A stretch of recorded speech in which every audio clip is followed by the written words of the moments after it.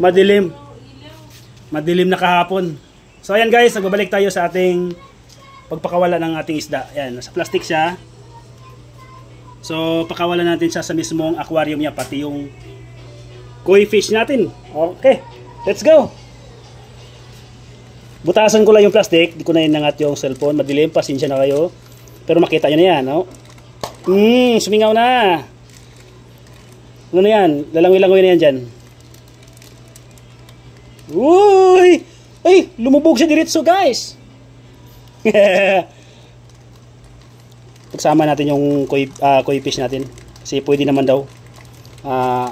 Ayon sa aming pag-aaral. So now, pakawalan na natin sila. Alright? Okay. Oy, napakaangas. Oy, nataranta yung ano, nataranta yung yan. Oh, ano pa? Ayun. Parang tatalon. Takpan natin. Tumatalon siya. Parang natakot yung biglang makawala. Abay, mahirap na. Baka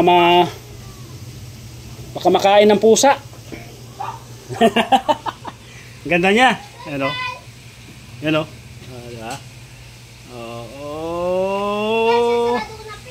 Oh, di ba? Friend na sila ng koi fish natin, guys. Ayan. And nga itong dalawa talaga, malikot talaga.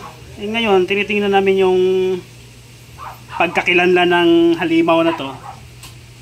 Aabot daw ng hanggang 10 feet. Oh my God. So lalaki talaga to. Asahan natin na bibili pa tayo ng mas malaki. Baka drum nang bilhin ko nito pag lumaki. Pag lumaki, no? Tingnan mo yung mata niya. Parang umiilaw. Umiilaw nga. Umiilaw yung mata niya. Alright, thank you guys.